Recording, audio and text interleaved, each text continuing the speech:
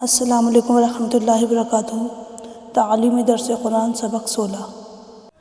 اعوذ باللہ من الشیطان الرجیم، بسم اللہ الرحمن الرحیم۔ سورہ فاتحہ میں ہم نے دعا مانگی کہ اللہ ہمیں ہدایت دے، سیدھا راستہ دکھا۔ اللہ تعالیٰ نے فرمایا ذالک الکتاب لا ریب فیہ، یہ لو کتاب اس میں کوئی شک نہیں، لیکن ہدایت دے گی تقوی والوں کو۔ تو اس میں ہم نے متقین کے بارے میں پڑھا، کافروں کے بارے میں پڑھا، اس کے بعد پھر منافقوں کے بارے میں پڑھا، منافقوں کی بھی دو قسمیں بتائیں۔ اس کے بعد تمام انسانوں کو اللہ تعالیٰ نے اپنی عبادت کا حکم دیا اور ہمیں اپنی نعمتیں یاد دلائیں۔ اس کے بعد انکار کرنے والوں کو چیلنج دیا گیا کہ اگر تم نہیں مانتے تو ایک صورت بنا کر لے کر آؤ، چیلنج دیا گیا، اور نافرمانوں کو جہنم سے ڈرایا گیا اور ماننے والوں کو جنت کی خوشخبری دی گئی۔ قرآن کا انکار کرنے والوں، ان پر عمل نہ کرنے والوں کو چیلنج دیا گیا تھا۔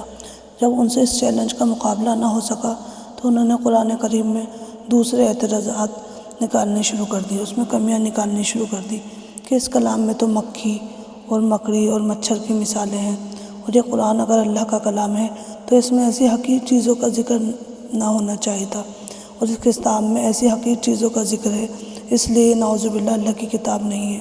اس پر یہ آیتیں نازل ہوئیں اور جس عنوان سے اعتراض کیا گیا تھا، یعنی مکھی مچھر کی باتوں پر جو اعتراض کیا گیا تھا، اسی کو رد فرمایا گیا، اور انکار کرنے والوں نے اس عنوان سے بیان کیا تھا کہ محمد صلی اللہ علیہ وسلم کو کہ خدا کو شرم نہیں آتی کہ وہ مکھی اور مچھر کی مثالیں بیان کرے، تو اسی ٹاپک سے ان کا اعتراض کا جواب دیا گیا اور ان کے اعتراض کو رد فرمایا گیا، اور کہا گیا کہ حق تعالیٰ کا ارشاد ہوا کہ ان اللہ لا یستحیی ان یضرب مثلا ما بعودۃ فما فوقها، کہ بے شک اللہ تعالیٰ کو اس بات سے کچھ بھی شرم نہیں آتی کہ کوئی مثال بیان کرے کہ کسی مچھر کی ہو یا اس سے بھی حقیر چیز ہو، مچھر سے بھی بڑھ کر، کیونکہ مثال کا مطلب تو یہ ہوتا ہے کہ وہ بات جس کے لیے مثال دی گئی ہے خوب اچھی طرح سمجھ میں آ جائے، دماغ میں آ جائے۔ اب یہ مقصد جس مثال سے بہترین طریقے پر پورا ہو سکے وہی مثال بہترین کہلائے گی، خواہ وہ کسی چیز کی مثال ہو یا کتنی ہی معمولی اور حقیر چیز کی مثال ہو۔ اس کے لیے ضروری نہیں کہ مثال دینے والے کے مطابق ہو، کہ سامنے جتنا بڑا انسان ہے تو مثال بھی اتنی ہی بڑی دی جائے گی۔ تو یہاں پر اللہ تعالیٰ فرماتے ہیں کہ انکار کرنے والوں کو یہ اعتراض کرنا بے وقوفی اور نادانی کی دلیل ہے کہ مچھر، مکھی اور مکڑی کا ذکر مثال میں کیوں کیا جاتا ہے۔ اللہ تعالیٰ چاہے مچھر یا مکھی یا کیڑے مکوڑے کسی کی بھی مثال دیں، اللہ کے لیے سب برابر ہیں۔ اللہ کی شان یہ ہے کہ وہ جو حقیقت سمجھانا چاہے اسی چیز کی مثال دے دیتا ہے، اللہ کی مخلوق ہیں۔ تو فَأَمَّا الَّذِينَ آمَنُوا فَيَعْلَمُونَ أَنَّهُ الْحَقُّ مِن رَّبِّهِمْ، تو جو لوگ ایمان والے ہیں وہ جانتے ہیں کہ یہ ان کے رب کی طرف سے حق ہے۔ تو ایمان والے دل سے پہچان لیتے ہیں کہ یہ بات اللہ کی طرف سے ہے، اور جب ایمان والے قرآن کی بات سنتے ہیں تو ان کا دل فوراً کہتا ہے کہ میرے رب کی بات ہے اور اس میں حکمت ہے، اور اعتراض نہیں کرتے بلکہ غور و فکر کرتے ہیں۔ اور ایمان والے مثال کا مقصد سمجھتے ہیں کہ جب اللہ مکھی، مچھر، چیونٹی کی مثال دیتا ہے تو ایمان والے سمجھ جاتے ہیں کہ اللہ کسی چیز کی حقارت نہیں بتاتا، اللہ حقیقت اور سبق سمجھانے کے لیے مثالیں دیتا ہے۔ چھوٹی چیز میں بھی بڑی حکمت ہو سکتی ہے، وہ مثال کو چھوٹا نہیں سمجھتے، اس سے سبق سیکھتے ہیں۔ اور ایمان والے حق کو عاجزی سے قبول کرتے ہیں، ان کے دل میں تکبر نہیں ہوتا، اور وہ کہتے ہیں کہ رب نے بات کہی ہے تو میں مان لوں، چاہے مجھے پوری بات سمجھ میں نہ آئے، پھر بھی مان لیتے ہیں، اور یہی غیب پر ایمان ہے۔ ایمان والے ہدایت کو جلدی پکڑ لیتے ہیں، ایمان والوں کے دل نرم ہوتے ہیں، اس لیے نصیحت جلدی اثر کرتی ہے، دل فوراً بدلتا ہے، بات دل میں اتر جاتی ہے، اور قرآن کی ہدایت ان کے لیے روشنی بن جاتی ہے، جیسے صاف آئینہ روشنی فوراً پکڑ لیتا ہے۔ تو جس طرح ایک شیشے پہ روشنی ڈالی جاتی ہے تو وہ روشنی ہی پھینکتا ہے، اسی طرح پر قرآن جب دل میں اترتا ہے اور اگر دل صاف ہوتا ہے شیشے کی طرح تو پھر وہ انسان روشنی ہی پھینکتا ہے، یعنی کہ وہ عمل کر کے دکھاتا ہے، جو اس کے دل میں ہوتا ہے وہ باہر نظر آ رہا ہوتا ہے۔ تو ایمان والے اللہ کی بات کو سب سے سچا سمجھتے ہیں۔ اگر اللہ نے کوئی بات کہی ہے تو کہتے ہیں یہ حق ہے، اگر اللہ نے مثال دی ہے تو اس میں کوئی حکمت ہوگی، اگر قرآن میں ہے تو سچی بات ہے، اگر حدیث میں ہے تو بھی سچی ہے، تو ان کے دل میں کوئی شک ہی نہیں آتا۔ تو ایمان والے حق کو اس لیے سمجھتے ہیں کیونکہ ان کا دل صاف ہوتا ہے، عاجزی اندر ہوتی ہے، اور اللہ کی بات کے آگے انسان جھکا ہوا ہوتا ہے۔ کافروں کے بارے میں بتایا کہ وَأَمَّا الَّذِينَ كَفَرُوا فَيَقُولُونَ مَاذَا أَرَادَ اللَّهُ بِهَذَا مَثَلًا، اور جو کافر ہیں وہ کہتے ہیں کہ اللہ نے اس مثال کے بیان کرنے سے کیا چاہا۔ تو کفار اور منکرین جو اللہ کی توحید اور رسول کی رسالت کا انکار کرتے ہیں اور جن کے دل میں حق کی تلاش اور جستجو ہی نہیں، وہ تو صرف اسی ٹو اور فکر میں لگے رہتے ہیں کہ اللہ کے کلام میں کسی نہ کسی طرح کوئی عیب ڈھونڈے اور خواہ اس پر کوئی اعتراض کریں۔ وہ کہتے ہیں کہ اللہ نے چھوٹی سی چیز کی مثال کیوں دی ہے، انکار کرتے ہیں اور سوالات بھی بڑھاتے ہیں، یعنی ان کی ضد اور گمراہی سامنے آ جاتی ہے۔ جو شخص سیکھنے والا ہوتا ہے وہ کسی بھی مثال سے فائدہ اٹھا لیتا ہے، وہ یہ نہیں دیکھتا کہ مثال چھوٹی ہے بڑی ہے، اور جو ضدی ہوتا ہے وہ چھوٹی چھوٹی باتوں پر اعتراض کرتا ہے۔ آگے اللہ تعالیٰ فرماتے ہیں یُضِلُّ بِهِ كَثِيرًا وَيَهْدِي بِهِ كَثِيرًا، اللہ تعالیٰ اس قرآن یا مثال کے ذریعے بہت سو کو گمراہ کرتا ہے اور بہت سو کو ہدایت دیتا ہے۔ بات ایک ہی ہے، مثال ایک ہی ہے، ایک ہی آیت ہے، کچھ لوگوں کے لیے ہدایت بن جاتی ہے اور کچھ لوگوں کے لیے گمراہی کا سبب بن جاتی ہے۔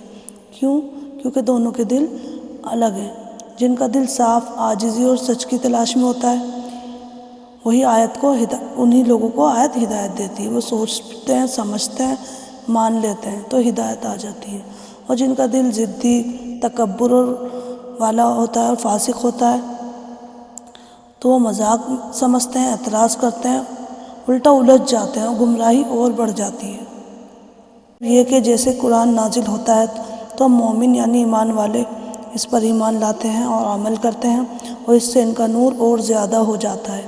جس کو گمراہ کرتا ہے یا گمراہ چھوڑ دیتا ہے تو وہ انکار کرتے ہیں کہ کلام الہی کے انکار سے اور اس پر نکتہ چینی سے ان کی تاریکی یعنی اندھیرے میں اور زیادہ اضافہ ہو جاتا ہے۔ یعنی گناہ اندھیرا ہے تو دل ان کا اندھیروں میں چلا جاتا ہے اور ان کی گمراہی اور بڑھ جاتی ہے۔ اور اس کی مثال بالکل ایسی ہی ہے کہ جیسے فاسد المزاج کو جس قدر بہتر اور مقوی غذا دی جائے اسی قدر اس کے فساد اور مرض میں اضافہ ہی ہوگا۔ یعنی اگر کوئی چیز پہلے ہی خراب ہو، فاسد ہو یا بیمار ہو تو اس کو اچھا کھانا کھلانے سے وہ ٹھیک نہیں ہوتی، بلکہ اس کی خرابی اور بیماری اور بڑھ جاتی ہے۔ اگر کسی کا دل فاسد ہو، ضدی ہو، تکبر کرنے والا ہو، حسد کرنے والا ہو، گناہوں میں پھنس چکا ہو، نصیحت نہ ماننے والا ہو، تو چاہے اسے بہترین علم یا نصیحت یا قرآن کی مثالیں دی جائیں، وہ فائدہ دینے کے بجائے اس کے فساد میں ہی اضافہ کرتی ہیں۔ یہی قرآن نے فرمایا کہ یُضِلُّ بِهِ كَثِيرًا وَيَهْدِي بِهِ كَثِيرًا، یعنی اسی قرآن سے بہت سے لوگوں کو گمراہ کرتا ہے اور بہتوں کو ہدایت دے دیتا ہے۔ کیوں؟ کیونکہ دل کی کیفیت الگ ہے۔ جس کا دل خراب ہوگا تو وہ حق سن کر اس کا دل تنگ ہو جاتا ہے، گناہ پر شرمندگی نہیں رہتی، یعنی گناہ کرے اور دل کہے کیا ہوا، سب کرتے ہیں، تو یہ دل کے فساد کی سب سے بڑی نشانی ہے۔ نصیحت برداشت نہ کرنا، کوئی سمجھائے تو غصہ آ جائے، برا لگے یا فوراً جواب دینے لگے، یا عبادت میں دل نہ لگنا، نماز میں بے دلی، قرآن سے دوری، دعا میں بھی توجہ نہ ہونا، تو یہ سب دل بیمار ہونے کی علامت ہے۔ گناہ میں لذت محسوس کرنا کہ گناہ کر رہے ہیں تو اس میں مزہ آ رہا ہے، یعنی غیبت، حسد، فحش چیزیں، لڑائی جھگڑا، تو ان سے دل کو مزہ آتا ہے۔ تکبر، یہ سب دل کو خراب کرتے ہیں اور یہ سب بڑا فساد ہے۔ ضد اور ہٹ دھرمی کہ بس ضدی ہو گئے، یہی قرآن نے فاسق کی نشانی بتائی ہے۔ اسی طرح حسد کہ کسی کی خوشی، نعمت، کامیابی پر تکلیف ہونا، غصے کا جلدی بھڑک جانا، گناہ چھوڑنے کی توفیق نہ ہونا، تو یہ دل بیمار ہوتا ہے تو گناہ چھوڑنا مشکل ہو جاتا ہے۔ لوگوں کی تعریف پسند نہ آنا کہ لوگ واہ واہ کریں تو دل خوش ہو اور اللہ کی رضا پیچھے رہ جائے، دل میں سختی محسوس ہونا، کبھی رونا نہ آئے، نہ دل پگھلے، قرآن اثر نہ کرے، یہ دل کے فاسد ہونے کی علامت ہے۔ برائی کو ہلکا سمجھنا کہ یہ تو عام بات ہے، آج کل سبھی کر رہے ہیں، تو یہ فساد کی جڑ ہے۔ تنہائی میں گناہ کرنا، لوگوں کے سامنے نیک اور اکیلے میں گناہ، یا دنیا کا غلبہ، زانا کہ ہر زیادہ ہونا کہ ہر وقت بس پیسہ، نام، شہرت کی فکر اور آخرت کی کوئی فکر نہ ہو، کسی کی غلطی فوراً نظر آنا، اپنی غلطی کو کبھی نظر نہ آنا، درود، ذکر قرآن سے بیزاری، دل ذکر سے گھبراہٹ، دنیا داری سے خوشی، یہ روحانی بیماری کی علامت ہے۔ نیکی کرنے کے بعد گھمنڈ آنا کہ میں نے بہت بڑا کام کیا، یہ بھی فساد ہے۔ معافی نہ مانگنا، غلطی ثابت بھی ہو جائے پھر بھی سوری نہ بولنا، دل کا بے سکون ہو جانا، ہر وقت بے چینی، گھٹن، خوف اور غم، پریشانی، یہ بھی دل کی خرابی کی علامت ہے۔ تو خلاصہ کیا ہے کہ فاسد دل کی سب سے بڑی نشانی یہ ہے کہ حق بات اثر نہیں کرے اور گناہ میں مزہ آنے لگے۔ اور اللہ اس قرآنی مثال کے ذریعے کسی کو گمراہ نہیں کرتا مگر فاسقوں کو، یعنی نافرمانوں کو۔ یعنی اللہ تعالیٰ ان لوگوں کو گمراہ نہیں کرتا جو سچ کے طلبگار ہیں، بلکہ صرف ان کے دل گمراہ ہوتے ہیں جو پہلے ہی نافرمانی، ضدی، حق ماننے سے انکار کرتے ہیں، گناہ پر ڈٹے رہتے ہیں، جن کے دل سخت ہوں۔ یعنی جو سیدھی راہ چاہتا ہے قرآن اسے ہدایت دیتا ہے، اور جو ضد پہ اڑ جاتا ہے قرآن اسی کے لیے گمراہی کا ذریعہ بن جاتا ہے۔ تو اس آیت سے ہمیں یہ بات سمجھ میں آتی ہے کہ اللہ تعالیٰ کسی کو گمراہ نہیں کرتا، وہ صرف ان کو راستہ چھوڑنے دیتا ہے جو خود ہی چھوڑنا چاہتے ہیں۔ جو فاسق ہوتے ہیں خود اپنی ضد اور نافرمانی سے گمراہ ہوتا ہے۔ قرآن ایک ہی ہے لیکن ایمان والے اسے سمجھتے ہیں، اور جو نافرمان ہیں، فاسق ہیں، وہ اس پر اعتراض کرتے ہیں۔ یعنی زمین اچھی ہو تو فصل اچھی اگتی ہے، پتھریلی زمین سے اس سے کچھ نہیں ہوتا، یعنی بارش ایک ہی ہے، لیکن جس کا دل اچھا ہو تو وہ اور اچھے کام کرتا ہے، یعنی صاف دل کو ہدایت مل جاتی ہے، اور فاسد دل اور زیادہ گمراہی میں پڑ جاتا ہے۔ تو اس پوری آیت میں آخر میں آ کے بتا دیا کہ اللہ تعالیٰ کسی کو گمراہ نہیں کرتے، وَمَا يُضِلُّ بِهِ، اس سے کوئی گمراہ نہیں ہوتا۔ قرآن سے کیا کوئی گمراہ ہو سکتا ہے؟ کوئی گمراہ نہیں ہوتا، الا الفاسقین، مگر فاسق ہی اس سے گمراہ ہوگا۔ تو فاسق کون ہوتا ہے؟ جو اللہ کی نافرمانی کرے اور حد سے نکل جائے، یعنی حق واضح ہو پھر بھی نہ مانے، گناہ جان کر کرے، نصیحت اثر نہ کرے، تکبر اور ضدی ہو اور اللہ کے حکموں سے باہر نکل جائے۔ تو فاسق نماز بھی چھوڑ دیتا ہے، اللہ کے حکموں سے حد سے آگے بڑھتا ہے، قرآن کا مذاق اڑاتا ہے، حق کو دیکھ کر بھی انکار کرتا ہے، گناہ پر بھی اصرار کرتا ہے، اور ضدی اور تکبر بھی ہوتا ہے۔ یعنی قرآن کا مذاق اڑانے کا مطلب یہ نہیں کہ ویسے قرآن کا مذاق اڑاتا ہے، یعنی قرآن کو سیریس ہی نہیں لیتا۔ اگر ہم قرآن پڑھ رہے ہیں، سمجھ رہے ہیں، اس کو سیریس لیں گے جبھی تو عمل کریں گے، جب ہم نے سیریس ہی نہیں لیا اس کو تو پھر عمل بھی نہیں کرتے۔ فاسق کے دل پر زنگ لگا ہوتا ہے، اور اگر زنگ لگے برتن میں صاف پانی اچھی چیز بھی ڈالیں تو زنگ اس کا اترتا نہیں بلکہ اور بڑھ جاتا ہے۔ اسی طرح جو فسادی ہوتا ہے اس کے دل پر اللہ کا حکم سن کر کوئی اثر نہیں ہوتا، اور وہ اور بگڑتا چلا جاتا ہے۔ جیسے پودے میں اگر پہلے کیڑے لگے ہوں تو کتنی بھی اچھی کھاد ڈال دیں تو پودا اور خراب ہی ہوگا۔ تو فاسق کا لفظ کافر اور گناہگار مومن دونوں کے لیے استعمال ہوتا ہے۔ آگے ان نافرمانوں کی کوالٹی کا ذکر ہے کہ ان کے اندر کیا کیا کوالٹی ہوتی ہیں۔ الذین ینقضون عہد اللہ من بعد میثاقہ، جو لوگ اللہ کا عہد توڑ دیتے ہیں بعد اس کے کہ انہوں نے اس سے وعدہ کیا۔ اللہ سے وعدے کا مطلب نیکی، حق پر قائم رہنا اور گناہ سے بچنے کا عہد۔ تو فاسق کی پہلی خصلت یہ بتائی گئی کہ وہ اللہ سے عہد کر کے توڑتے ہیں۔ ہر انسان چونکہ عالم ارواح میں اللہ سے اس کے معبود ہونے کا عہد اور اقرار کر چکا ہے، اب اس زندگی میں جو آدمی باوجود پیغمبروں کی یاد دہانی اور وحی کی رہنمائی کے اس کا انکار کرتا ہے تو وہ عہد توڑنے والا ہے، اور عہد بھی جو اللہ سے کیا ہوا ہو۔ چنانچہ کافر و مشرک سب اس عہد الست کو توڑنے والے ہیں۔ یعنی دنیا میں آنے سے پہلے اللہ تعالیٰ نے ہر انسان سے پوچھا کیا تم مانتے ہو کہ میں تمہارا رب ہوں؟ ہر انسان نے کہا ہاں۔ یہ انسان کا پہلا وعدہ تھا۔ یہ عہد ایک روحانی یاد دہانی ہے کہ ہم اللہ کے بندے ہیں اور اسی کی عبادت کے لیے پیدا ہوئے ہیں، اور یہ عہد یاد دلاتا ہے کہ انسان کی زندگی کا مقصد اللہ کی عبادت کرنا ہے، گناہوں سے بچنا، حق پر قائم رہنا۔ تو جو لوگ اس عہد کو بھول جائیں یا توڑ دیں وہ فاسق یا گمراہ ہو جاتے ہیں۔ فاسق کی دوسری خصلت بتائی کہ وَيَقْطَعُونَ مَا أَمَرَ اللَّهُ بِهِ أَن يُوصَلَ، اور جو اللہ کے حکم کردہ تعلقات یعنی رشتوں کو قطع کر دیتے ہیں۔ یعنی اللہ نے جو رشتے مضبوط کرنے کا حکم دیا ہے، جیسے والدین، رشتہ داروں کے، معاشرے کے، ان کو جان بوجھ کر کاٹنا بھی ایک بڑی غلطی ہے اور گناہ ہے۔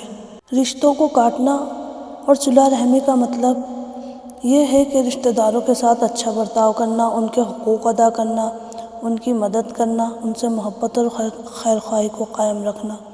اور رشتوں کو کاٹ دینا یعنی قطع رحمی کا مطلب یہ ہے کہ رشتہ داروں سے تعلق توڑ دینا، ان کے حقوق ادا نہ کرنا، ان کے ساتھ بدسلوکی کرنا، ظلم کرنا یا جان بوجھ کر رشتے کاٹ دینا۔ قرآن پاک میں آتا ہے کہ جو لوگ اللہ کے عہد کے پختہ ہونے کے بعد اسے توڑ دیتے ہیں اور جس چیز کو اللہ نے جوڑنے کا حکم دیا یعنی رشتوں کو، اسے کاٹ دیتے ہیں اور زمین پر فساد پھیلاتے ہیں، یہی لوگ خسارہ پانے والے ہیں، یعنی نقصان میں ہیں جو رشتوں کو کاٹتے ہیں۔ ایک اور جگہ پر آتا ہے قرآن پاک میں کہ وہ لوگ جو اللہ کے حکم سے رشتوں کو جوڑتے ہیں اور اپنے رب سے ڈرتے ہیں اور برے حساب سے ڈرتے ہیں۔ سورہ محمد میں آتا ہے کہ اگر تم منہ موڑو گے تو کیا تم زمین میں فساد کرو گے اور اپنے رشتے کاٹ دو گے؟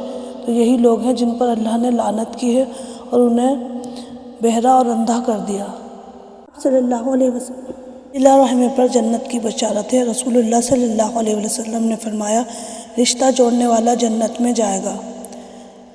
رشتہ کاٹنے والے کی دعا قبول نہیں ہوتی۔ رسول اللہ صلی اللہ علیہ وسلم نے فرمایا، 3 لوگوں کی دعا قبول نہیں ہوتی، ان میں سے ایک رشتہ کاٹنے والا ہے۔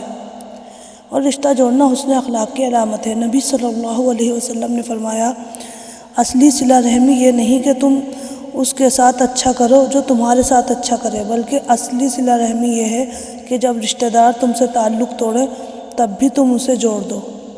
رشتوں کو کاٹنے والوں کی سزا کیا ہوگی؟ نبی صلی اللہ علیہ وسلم نے فرمایا، رشتہ کاٹنے والا جنت میں داخل نہیں ہوگا۔ نبی صلی اللہ علیہ وسلم نے فرمایا، اللہ کی رحمت اس قوم پر نہیں آتی جس میں رشتے کاٹنے والا ہو۔ ایسے شخص کو دنیا میں بھی جلدی سزا ملتی ہے۔ نبی صلی اللہ علیہ وسلم نے فرمایا، کسی گناہ کی سزا دنیا میں جلدی دی جاتی ہے، ان میں سے ایک قطع رحمی ہے، یعنی رشتے کاٹنا۔ تعلقات اور رشتے ختم کرنے والوں کی رزق اور عمر میں بھی بے برکتی ہوتی ہے۔ صلہ رحمی کرنے والے کے لیے برکت ہے اور رشتے کاٹنے والے کے لیے الٹا۔ جو رشتے کاٹے اللہ اس کی زندگی میں تنگی کر دیتا ہے اور رزق کم کر دیتا ہے۔ تو اسلام صلح اور محبت کا دین ہے۔ اگر کوئی ظلم بھی کرے تو بھی اصل مومن وہ ہے جو رشتہ جوڑے۔ رسول اللہ صلی اللہ علیہ وسلم نے فرمایا، اصل صلہ رحمی یہ ہے کہ جب رشتہ دار تم سے توڑے تو بھی تم اس سے جوڑو۔ کن حالات میں ناراضگی جائز ہے؟ اسلام میں بلا وجہ ناراضگی، قطع تعلق یا بدسلوکی حرام ہے، مگر کچھ حالات میں ناراضگی جائز ہے اور کبھی ضروری بھی ہوتی ہے، اگر مقصد اصلاح، ظلم روکنا یا حق کا تحفظ ہو۔ جیسے وہ حالات جن میں ناراضگی جائز ہے، اگر کوئی شخص کھلم کھلا گناہ، بدعت، ظلم یا اللہ کی نافرمانی پھیلائے اور سمجھانے کے باوجود نہ رکے تو اصلاح کی نیت سے ناراضگی جائز ہے۔ حدیث میں ہے کہ جب اللہ کی حرمتوں کو توڑا جائے تو مومن کے لیے غصہ جائز ہے۔ اگر کوئی رشتہ دار غلطی پر ہو اور محبت کے باوجود غلط راستے پر چل رہا ہو تو وقتاً فوقتاً ناراضگی اصلاح کا ذریعہ ہو سکتی ہے۔ بیٹا یا بیٹی حرام کام کرے تو والدین اس کی اصلاح کے لیے ناراض ہو سکتے ہیں۔ اگر کوئی شخص ظلم کرتا ہو، شرپسندی کرے، غیبت کرے، گھر توڑے یا نقصان پہنچائے تو ایسے شخص سے فاصلے پر رہنا جائز ہے۔ رسول اللہ صلی اللہ علیہ وسلم نے فرمایا، ظالم کی مدد یہ ہے کہ تم اسے ظلم سے روکو۔ نبی صلی اللہ علیہ وسلم نے فرمایا، کسی مسلمان کے لیے جائز نہیں کہ اپنے بھائی سے 3 دن سے زیادہ قطع تعلق رکھے، اور بہتر وہی ہے جو صلح میں پہل کرے۔ وہ حالات جن میں ناراضگی حرام ہے، اگر کوئی شخص پیسہ، وراثت، لین دین، کاروبار یا دنیاوی چیزوں کی وجہ سے ناراض ہو کر رشتہ داروں سے بات چیت بند کر دے تو یہ حرام ناراضگی ہے۔ حدیث میں آتا ہے کہ اللہ کے نزدیک بدترین شخص وہ ہے جو دنیا کے لیے قطع تعلق کرے، یعنی رشتوں کو کاٹے۔ حسد، کینہ، انا، ضد یا تکبر کی وجہ سے ناراضگی، یعنی اگر کوئی شخص یہ کہے کہ میں اس سے بات نہیں کروں گا کیونکہ میری انا کو ٹھیس پہنچی ہے، وہ پہلے آئے گا تو صلح ہوگی، نہیں تو نہیں ہوگی، میں اسے کبھی معاف نہیں کروں گا، تو یہ حرام اور کبیرہ گناہ ہے۔ حدیث میں آتا ہے کہ آپس میں حسد نہ کرو، بغض نہ رکھو، ایک دوسرے سے قطع تعلق نہ کرو، بلکہ اللہ کے بندو بھائی بھائی بن جاؤ۔ 3 دن سے زیادہ ناراض رہنا حرام ہے۔ عام حالات میں ناراضگی زیادہ سے زیادہ 3 دن جائز ہے، اس کے بعد بات نہ کرنا، چہرہ پھیر لینا، سلام کا جواب نہ دینا، دشمنی میں رہنا حرام ہے۔ حدیث میں آتا ہے کہ نبی صلی اللہ علیہ وسلم نے فرمایا، کسی مسلمان کے لیے جائز نہیں کہ اپنے بھائی سے 3 دن سے زیادہ قطع تعلق کرے۔ جو 3 دن سے زیادہ قطع تعلق رکھے اور مر جائے تو اس کا انجام جہنم ہے۔ ماں باپ سے ناراضگی اور اونچی آواز میں بات کرنا یا جان بوجھ کر نظر انداز کرنا کبیرہ گناہ ہے۔ قرآن میں آتا ہے کہ اپنے ماں باپ سے اف تک نہ کہو اور نہ انہیں جھڑکو۔ بغیر کسی وجہ کے مسلمانوں کے دلوں میں نفرت رکھنا، یعنی دل میں کینہ رکھنا، سلام کا جواب نہ دینا، بات نہ کرنا شیطان کا کام ہے۔ حدیث میں آتا ہے کہ مومن کینہ نہیں رکھتا۔ یا سالوں تک ناراضگی اور مکمل تعلق توڑ دینا، یہ قطع رحمی کہلاتا ہے، یعنی رشتوں کو کاٹنا، اور قرآن میں اس پر اللہ کی لعنت آئی ہے۔ جو رشتے کاٹتے ہیں اس پر اللہ کی لعنت ہے۔ تو اللہ تعالیٰ ہم سے 70 ماؤں سے بڑھ کر پیار کرنے والا ہے۔ اللہ تعالیٰ ہم سے چاہتے ہیں کہ ہم آپس میں بھائی بھائی بن کر رہیں، جس طرح ایک ماں چاہتی ہے کہ اس کے بچے آپس میں مل کر رہیں، بھائی بھائی بن کر رہیں، محبت سے رہیں، اسی طرح اللہ تعالیٰ ہم سے یہ چاہتے ہیں کہ ہم بھائی بھائی بن کر رہیں۔ تو ہم سب کو صلہ رحمی کی، رشتوں کو جوڑنے کی کوشش کرنی چاہیے اور ان کے عملی حقوق بھی دینے چاہیے، جیسے ملاقات کرنا، حال چال پوچھنا، سلام کرنا، محبت اور حسن اخلاق سے پیش آنا، اور ان کی مالی مدد بھی کرنا، اگر ضرورت ہو تو مصیبت میں ساتھ دینا، تکلیف نہ پہنچانا، معاف کرنا اور درگزر کرنا۔ اگر ناراضگی اصلاح کو بڑھائے تو ٹھیک ہے، اور اگر ناراضگی فتنہ اور نفرت بڑھائے تو پھر حرام ہے۔ آگے اللہ تعالیٰ فاسق کی تیسری خصلت فرماتے ہیں کہ وَيُفْسِدُونَ فِي الْأَرْضِ أُولَٰئِكَ هُمُ الْخَاسِرُونَ، اور وہ فساد پھیلاتے ہیں زمین پر، اور یہی لوگ ہیں جو خسارہ پانے والے ہیں، نقصان اٹھانے والے ہیں۔ تو اس آیت میں فاسق کی 3 خصلتیں بتائی ہیں۔ پہلی کہ اللہ کے عہد کو توڑ دیتے ہیں، رشتے کاٹ دیتے ہیں، اور تیسری زمین میں فساد پھیلاتے ہیں، اور یہی لوگ خسارے والے ہیں، نقصان اٹھانے والے ہیں۔ حدیث میں آتا ہے کہ رسول اللہ صلی اللہ علیہ وسلم نے فرمایا، مومن سلامتی والا ہوتا ہے جس کے ہاتھ اور زبان سے لوگ محفوظ رہیں، یعنی فساد پھیلانے والا مومن نہیں ہو سکتا۔ مومن تو وہ ہے کہ جس کے ہاتھ اور زبان سے دوسرے لوگ محفوظ رہیں۔ تو تیسری خصلت یا نشانی فاسقین کی یہ فرمائی گئی کہ وہ زمین میں فساد پھیلاتے ہیں۔ اس میں ظاہری فساد بھی آ گئے کہ کسی پہ ظلم کرنا، کسی کی حق تلفی کرنا، کسی کی بے آبروئی کرنا، کسی کا مال لے لینا، گناہوں کو پھیلانا، لڑائی جھگڑے اور فتنے پھیلانا، حقوق مارنا، ناانصافی کرنا، قتل و غارت گری کرنا، چوری، دھوکہ، فراڈ کرنا، گمراہی پھیلانا اور لوگوں کو حق سے دور کرنا، معاشرے کی اخلاقی اور معاشی یا دینی تباہی کرنا، یعنی جو لوگ زمین پر اللہ کی نافرمانی اور فساد پھیلاتے ہیں وہ خسارہ اٹھانے والے ہیں، تباہ ہونے والے ہیں۔ تو آج کے سبق میں ہم نے فاسق کے بارے میں پڑھا کہ جو فاسق ہوتا ہے وہ قرآن پاک اور اللہ کی مثالوں سے بھی کچھ نہیں سمجھتا، اس کے اوپر قرآن کی مثالیں اثر نہیں کرتی، اور اللہ سے کیے ہوئے وعدے توڑتا ہے، بندوں سے بھی کیے ہوئے وعدے توڑتا ہے، رشتوں کو کاٹتا ہے اور زمین پر فساد پھیلاتا ہے، بگاڑ پھیلاتا ہے۔ اور ایسے لوگوں کے بارے میں اللہ تعالیٰ فرماتے ہیں کہ اولئک ھم الخاسرون، یہی وہ لوگ ہیں جو پورا خسارہ اٹھانے والے ہیں، کہ دنیا کی راحت، آرام، دل کا سکون اور آخرت کی نعمت سب ہاتھ سے دے بیٹھے، کیونکہ عداوت، دشمنی، حسد میں ہر وقت اسی ادھیڑ بن میں رہتے ہیں کہ اپنے دشمن کو کس طرح نقصان پہنچائے، اس کی ترقی کو کس طرح روکے۔ تو یہ تو ہوا دنیا کا خسارہ، نقصان، اور آخرت کا نقصان ظاہر ہے کہ ہدایت کے بدلے گمراہی کو خریدا اور حقیقی نعمتوں کو چھوڑ کر اس سے تعلق کاٹ دیا، اس سے بڑھ کر اور کیا نقصان ہو سکتا ہے؟